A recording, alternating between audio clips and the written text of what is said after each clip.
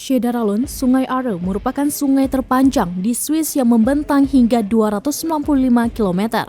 Hulu sungainya berada di Gletscher Aare, pegunungan Alpen Swiss yang dilansir dari Britannica. Setelah melintasi beberapa kota dan danau, sungai yang juga dikenal sebagai Sungai Aare ini bermuara di Sungai Rhine.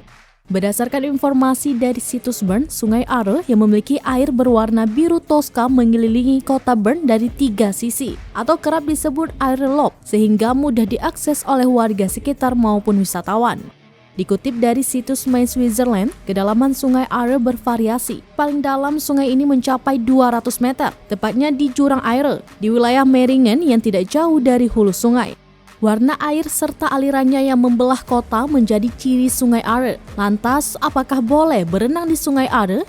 Berdasarkan informasi dari situs Bern, masyarakat Bern suka berenang di Sungai Aare, khususnya saat musim panas. Berenang di Sungai Aare merupakan bagian dari warisan budaya tak benda. Selain itu, berenang di Sungai Aare juga masuk dalam daftar tradisi hidup atau List of Living Tradition UNESCO sejak tahun 2017 lalu.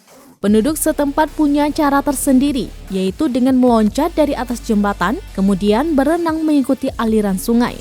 Selain itu, mereka memasuki Sungai Aare dari titik-titik yang sudah disediakan sepanjang sungai. Setelah puas berenang di sungai, mereka kemudian menepi melalui tempat-tempat yang telah disediakan tersebut. Namun, masyarakat yang hendak berenang di Sungai Aare, baik penduduk setempat maupun wisatawan asing, harus mengikuti sejumlah petunjuk dan aturan. Berdasarkan informasi dari situs Bern, berenang di Sungai Aare hanya direkomendasikan bagi perenang berpengalaman.